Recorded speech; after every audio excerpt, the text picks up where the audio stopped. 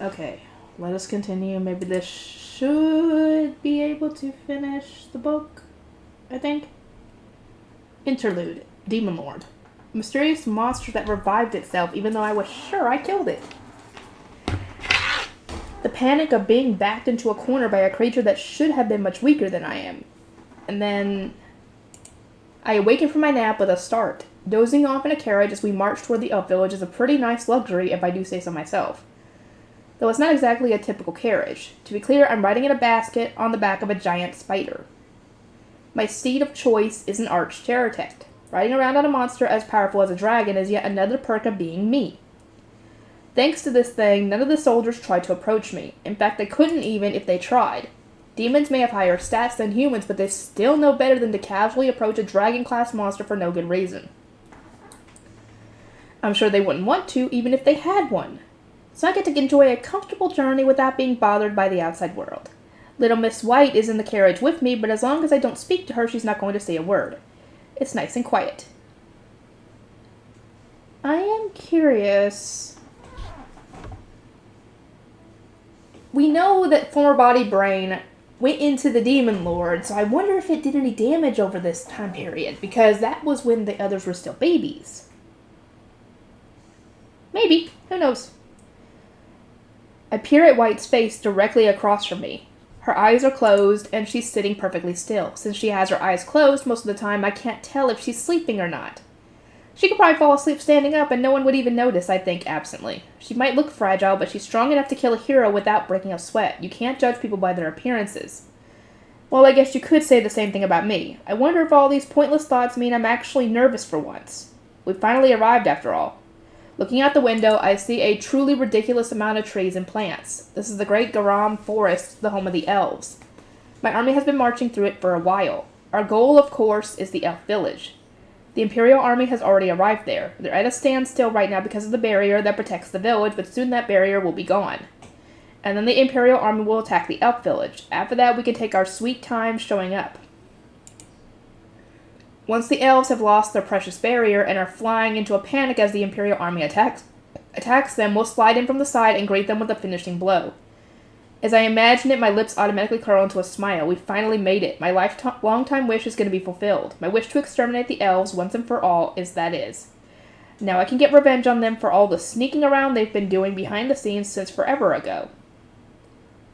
Yes, as to what the issue is between her and the elves. Maybe we'll get that answer, maybe not in this book, but maybe another book. Once I had my watchful Queen Terratect help the Imperial armies advance, I put her in position for a pincer attack on the elves. Soon they'll taste the triple threat of the Imperial army, the Demon army, and the Queen Terratect all at once. What will their screaming and crying faces look like? Just thinking about it gives me a thrill. I can't wait. Without meaning to, I murmur my thoughts out loud. Overhearing this, White turns toward me. Her eyes are still closed, but I can tell she's looking at me. You can rampage as much as you like this time, okay, White? I'll definitely be going all out. I know it's childish to get excited, but I can't help it. Demon Lord, White says quietly. She sounds a little worried, so I decide to reassure her. I told you, it'll be fine. I'm not going to touch those reincarnations. My only target is the elves, remember? I made sure all the soldiers know that too. Don't worry, okay? My goal here is to wipe out the elves. Honestly, I don't care either way about the reincarnations, but I'm guessing that White does. Which makes me think that White is maybe our spider friend, who's finally gotten a human form. Then makes me wonder, then why does the Demon Lord seem like our spider friend as well? You know, with the abyss magic, the threads, you know. Actually, never mind. I take that back. If I remember correctly, the Demon Lord is the original Terratech, which means she does have the threads, and she might have the abyss magic, so this might be the same Demon Lord that our spider friend encountered. Which means that if White is our spider friend, then that means that they are on at least decent terms. If not good terms. So we'll see what happens. From what I've heard, the reincarnation who's the new hero and his friends have shown up in the village, but they're all just small fry as far as I'm concerned. If they get in my way, I'll just knock them out without killing them easy. Their presence doesn't change a thing. The elf village is going to be destroyed no matter what those reincarnations do, and that's a fact. I can't wait. Finally I get to kill you. Just you wait, Patimus Harifinus. What the fuck did he do to get the ire of the Demon Lord? Is it because he's going against the administrators? As far as we know, anyway? I'm assuming that's it. Unless there's something else that we don't know. Okay. Oh, we're gonna get some actual... Maybe we'll get some answers. Interlude, Chief of the Elves. Lord Patimus, we've confirmed another army approaching behind the Imperial army. I know. You were already aware of this? Of course, the Empire's little army is nothing but an opening act. Does that mean you know the identity of the other army, Lord Patimus? Yes, it's the current Demon Lord's army. The Demon Lord's army? Why would they be in human territory? Why, indeed, it's likely the work of a certain sly old schemer. Aha. Now I am curious how all this fits together. But sadly, I assume we're not going to get an answer anytime soon, because this seems like something that would pop up later. Any rate, please prepare the Gloria. Yes, sir. What operation ratio would you prefer? All of it. Sir? Activate all of it. But sir, that would be...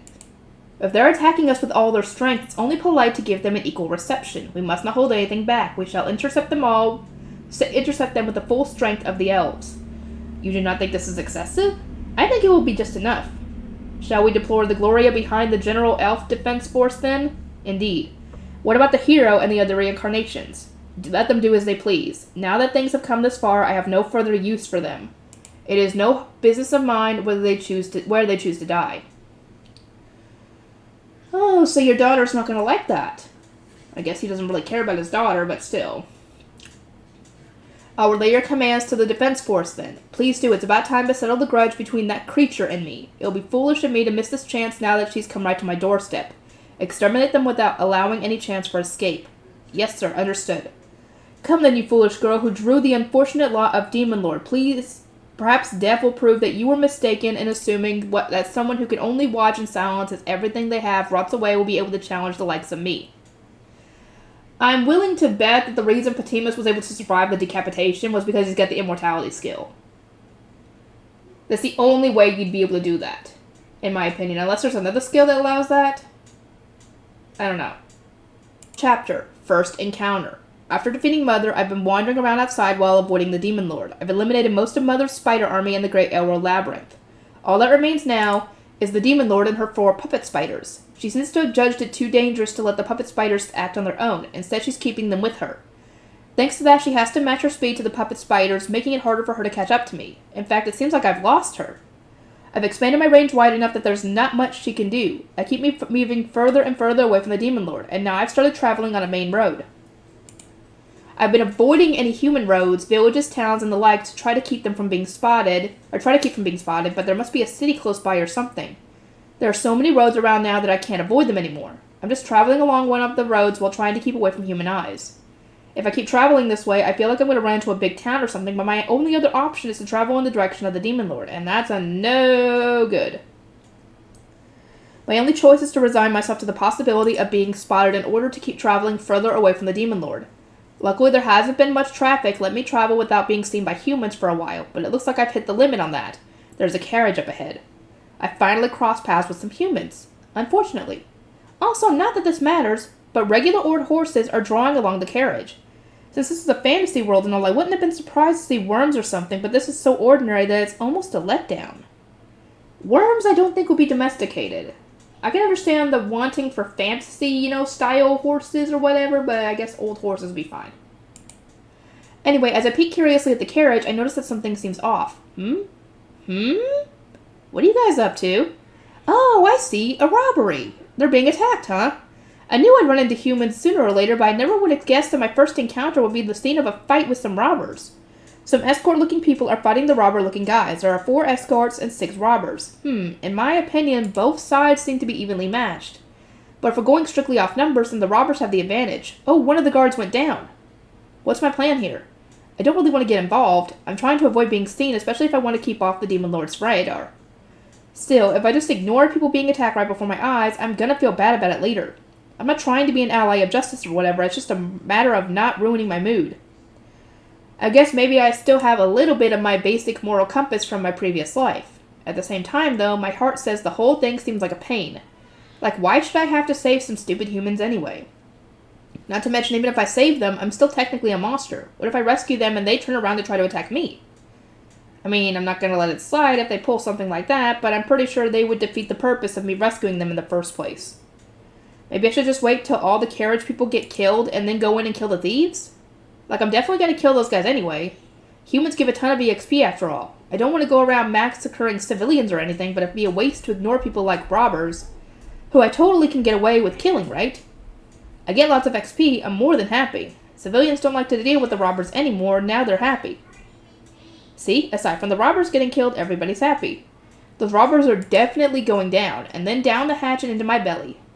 When I ate those bastard knights who burned my home in the labyrinth, I discovered that humans taste different depending on the individual. Maybe it was just my imagination, but the better-looking ones seem to taste better too. Those butt-ugly robbers probably won't taste good, but they'll still fill my belly one way or another. Now it's just a matter of whether to rescue the people in the carriage or not. I mean, I don't know. Is it just me, or is there no advantage at all in helping them? In fact, there are tons of disadvantages. If I don't help them, the advantage is that there won't be any eyewitnesses to my existence, plus I'll get more food. The disadvantage is that I'm going to probably feel bad about it. Fine. I don't really feel like it, but I guess I'll help them. It'd be more advantageous or not to help them, but I gotta follow my heart at times like this. It'd be annoying to regret it later anyway. Here we go. The robbers are so focused on their battle with the guards, they don't even notice my approach. Works for me. The big guy in the middle is probably their leader, I guess. His stats are the highest anyway. I zip around behind him, then stab his wide-open back with one of my scythes. The scythe runs through his body, skewering his heart. And of course, I had my deadly spider poison on it too. He definitely died instantly. When I pull the scythe back out, the robber's body crumples to the ground. The other two are too stunned to figure out what's happening, so I whip my scythes to either side. Boom, sliced them both in two. Now only half the robbers are left. Magic to shoot one of the three right in the head. You know, I think I'm pretty well suited to earth magic. I've gotten way better at it than wind magic, which I picked up at about the same time. Anyway, 4 down, 2 to go. One of the men tries to run. Tough luck, pal. I've already got you tied up in my thread. With the last 2 thieves immobilized, I turn my evil eyes on them. Their HP, MP, and SP get sucked away in seconds, and down they go. That's a wrap, people. If I were a prince or a knight or whatever, this is the part where I'd go, "Are you hurt, milady?" And the young lady inside the carriage would be all, "I'm so lucky you just so happened to be there when those awful men attacked me," and so on and so forth. Ew, yuck. White knights are the worst. Ugh, alright, enough going off on tangents. I beat the thieves, I rescued the carriage. The guards are pointing their swords at me. And here we are. Well, I knew it. I knew this would happen. If anything, I guess I'm glad they didn't just attack me right away. It's not that they're just too scared of me to move. I'm sure they're really nice people, so they're very suspicious, but reluctant to attack someone who just saved their lives. Like I said, it's not because they're too scared of me to move. It's not, okay? Well, look at that. The first guy who went down is actually still alive. Since I'm in it this far, I guess I might as well help him too. I approach the fallen human. As soon as I move even a little, the other guards make a big deal of backing further away. I'm just going to pretend I didn't notice that. Activate healing magic. The collapsed guard's wounds heal up in an instant. Okay, with that, he's probably not going to die. Actually, now that I look at him, this guy's dressed more like a butler than a guard. You were trying to protect your master even though you're not trained for combat? Oh, how nice. Aside from the guards, the lady watching nervously from inside the carriage looks pretty surprised too. Considering that a monster just rescued her from thieves and has now used healing magic on one of her entourage, I guess that's a reasonable reaction. Whew, alright, I'm done here. I guess I'll just make a super cool exit since it'd be awkward to gather up the robbers' bodies in front of everyone. Wait, the lady is bustling out of the carriage now. Her guards all protest, holding her back. But I don't care about that anymore. My eyes are fixed on what the lady is holding in her arms. Human vampire. Level 1, named Sophia Karen. Status, HP 11 out of 11, green. MP 35 out of 35. Details. SP 12 out of 12, yellow, details, and blue in details. 12 and 12, red, details. Average offensive ability, 9, details. Average defensive ability, 8, details. Average magical ability, 32, details. Average resistance ability, 33, details. Average speed ability, 8, details. Skills. Vampire level 1, immortality level 1. Wow, she got immortality right off the bat. Actually, that makes sense considering she's a vampire. HP Auto Recovery level 1. Magic Power Perception level 3. Magic Power Operation level 3. I think. Yeah. Night Vision level 1. 5 Senses Enhancement level 1. That weird one. Skill points 75,000. Titles Vampire Progenitor. This lady is cradling a baby. And its appraisal results are something else. I mean, could I be wrong? There's so much going on here that I don't know where to start, you know? I mean, she's a vampire, she's got a ton of skill points, and she's got a second name kind of displayed under the first one. I get it. Is this maybe what I think it is? I mean, come on, I know the moment a super Japanese name like Shoko Negishi popped up in her appraisal results. Hold on. Really? I didn't see that. I didn't see no other name. Am I seeing things?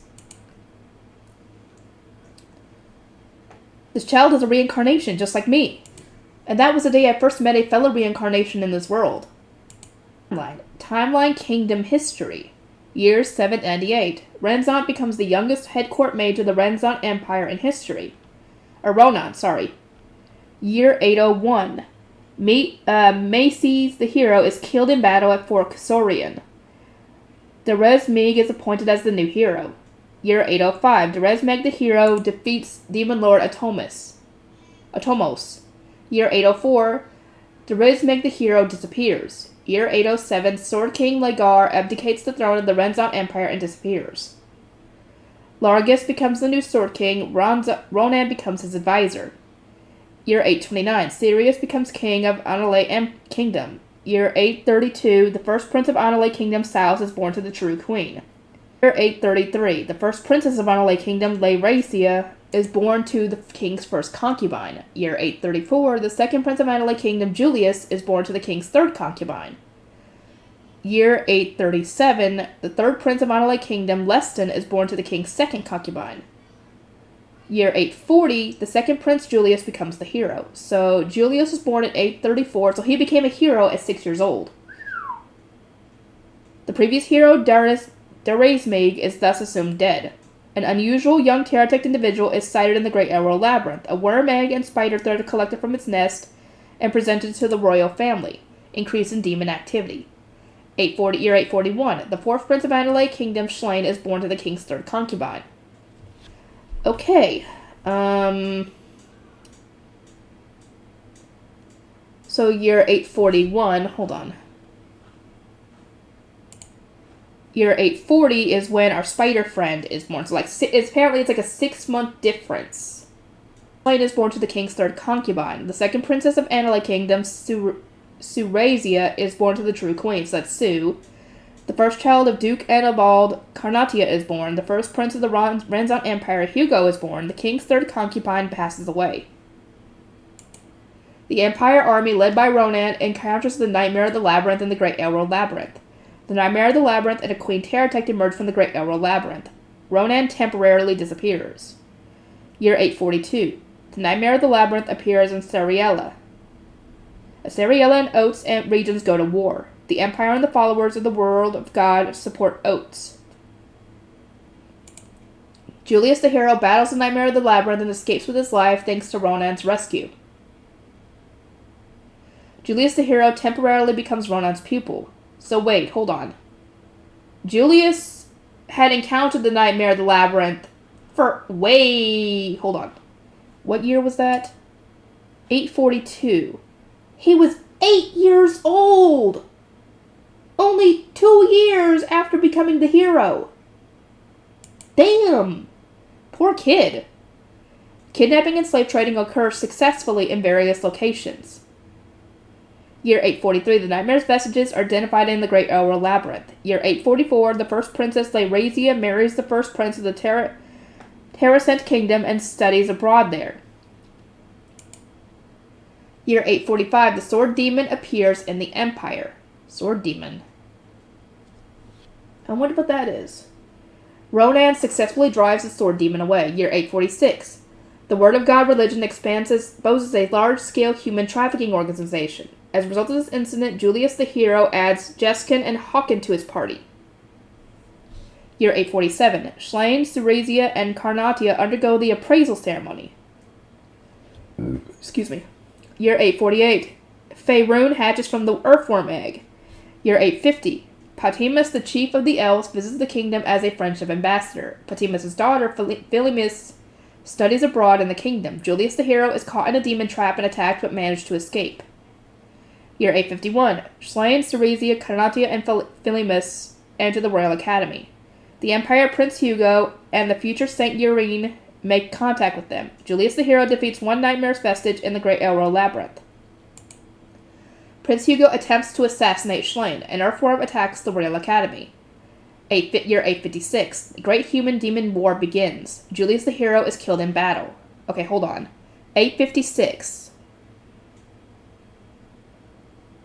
What did it say? Julius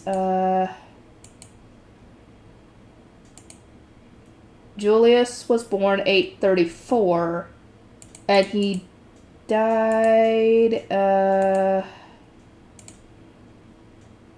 856, so he was 22! He was 22, or at least gonna be 22 when he died? That sucks. A coup d'etat occurs in the Enele Kingdom. King Sirius passes away. The fourth prince, Schlain, flees with fellow collaborator, the third prince, Leston. The Word of God announces Prince Hugo of the Renzon Empire as the new hero. At the same time, the second Prince, Silesia, is announced as Hugo's fiancé. The Empire declares war on the elves for participating in the kingdom's coup d'etat and becomes raising an army. The Empire army and the Demon Lord's army invade the Elf Kingdom. I think that is it for this book. I will see you guys in the next video, which should be Volume 5 if I decide to do Volume 5 next. I might start campfire cooking in another world or something, I'm not sure. Anyway, I'll see you guys in the next video.